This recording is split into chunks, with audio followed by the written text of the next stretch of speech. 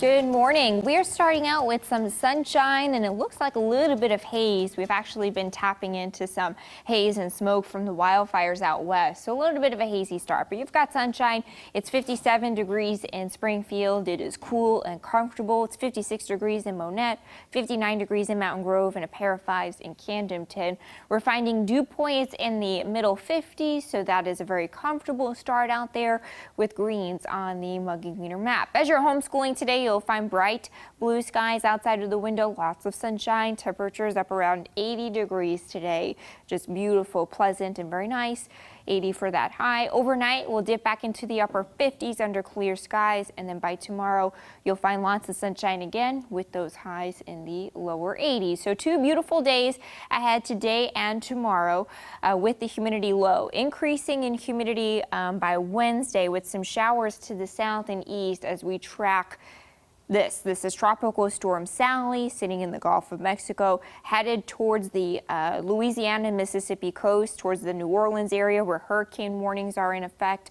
You'll find a landfall by tomorrow, possibly as a Category 1 hurricane, and then Sally makes this big turn to the east. So we're not in the cone of concern, but we could tap into a couple of showers to the south and east. Again, Sally's landfall is on Tuesday, slowly trekking northward. We'll find an increase in humidity and cloud cover on Wednesday with some showers possible to the south and east. A front will sweep most of the remnants out to the east on Thursday, so largely we miss out on the heaviest rain, so we'll find some little impacts from Sally with the healthiest rain chances really staying towards the south and east. Joe, Jen. New for you this morning, one hallway at High Point Elementary in Nixa will see a lot more action this coming school year. Nigel McDonald actually visited the school. She joins us in studio now to explain exactly what's happening there. Nigel, good morning to you.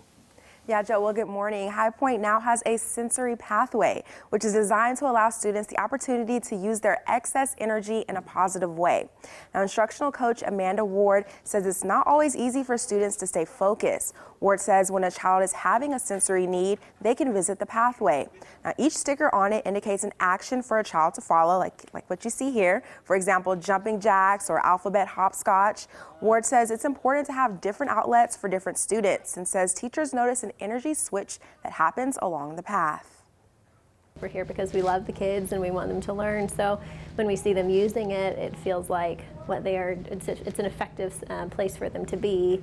And if nothing else, it's very exciting. And you know, watching the kids come in the mornings and all of them are doing it on their way by gets them a good start to their day as well. The ones that come through the store.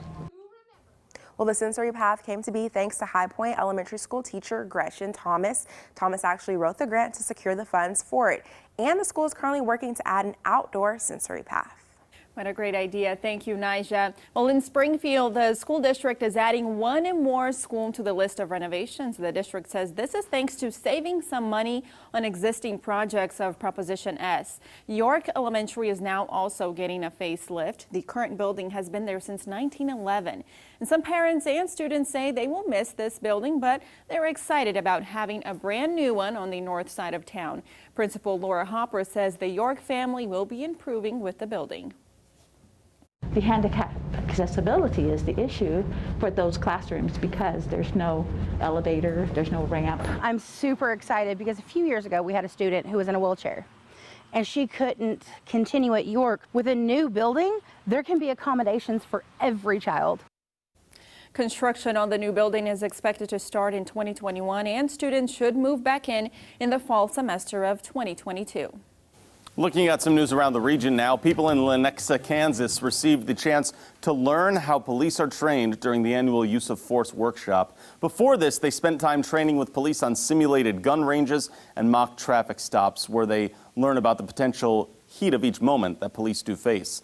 Citizens who have signed up for this course say they come away with a better understanding, including Frank Moore, who's a certified firearms instructor.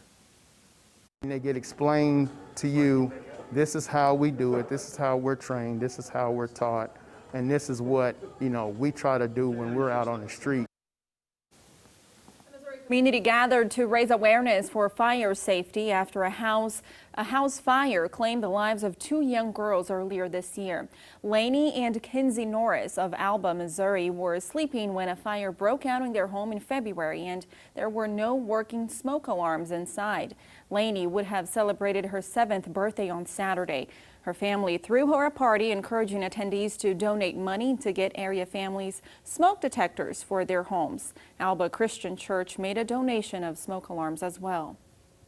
And moving on to some news from around the nation, a California community is praying for the recovery of 2 deputies shot in the line of duty this weekend. Surveillance video shows the moment that a man walks up to an LA County Sheriff's patrol car, aims at the front passenger window, fires the weapon, and takes off. The deputies, a 31-year-old mother and 24-year-old man, were both hit multiple times and have underwent surgery. Officials say the ambush was unprovoked. The 2 deputies were doing their job, minding their own business, watching out for the safety of the people on the train, and seeing somebody just walk up and just start shooting on them. It pisses me off. It dismays me at the same time, and there's no prettier way to say it. The suspect is still on the run. Both deputies were rookies, having just joined the force 14 months ago. Protesters gathered outside the police station in Lancaster, Pennsylvania Sunday after one person was killed by police. Police say 27-year-old Ricardo Munoz was armed with a knife and ran towards an officer in, quote, a threatening manner. The officer fired his gun, killing Munoz. The incident is under investigation and the officer has been placed on leave. Police say the officer was wearing a body cam. A memorial garden for a man shot and killed by police has been vandalized. The Peace Garden was planted in memory of Philando Castile, who was shot and killed during a traffic stop in 2016. His family says several items are now missing from that memorial. The family also says the purpose of the garden is to remember Castile by finding peace near the place where he died. A jury found the police officer not guilty of manslaughter. More than 100,000 demonstrators marched in Belarus yesterday calling for their president to resign. This is the nation's 6th week of daily protests. Police set up rows of barbed wire and prisoner transport vehicles and deployed thousands of servicemen to block demonstrators. The Interior Ministry said more than 400 people were detained. A landslide in Nepal buries several villages and has rescuers scrambling to try and find survivors. At least 11 have been killed and a minimum of 3 villages covered in the south-central part of the country there. Bad weather put a stop to those rescue efforts for a moment, but they've picked up today. The landslide is believed to have been caused in part by monsoons weakening the ground. Monsoon season in Nepal is expected to end this month. In more local news, Auditor Nicole Galloway will be in Springfield today attending a roundtable with Jordan Valley Community Health Center. She will discuss her plan for lowering healthcare costs and expanding access to care in Southwest Missouri. The health center will detail how they work to deliver healthcare here in the area.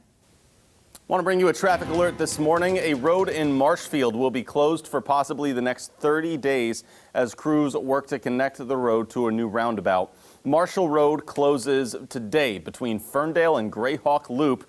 The road won't reopen until the work is done, which could take a month.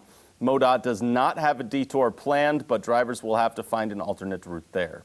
Let's take a look at what's coming up on CBS this morning. Coming up, we have the latest details on nearly 200 wildfires burning across 14 states as families lose homes and loved ones. Plus, Drew Barrymore talks with Gail King about bringing optimism to daytime TV.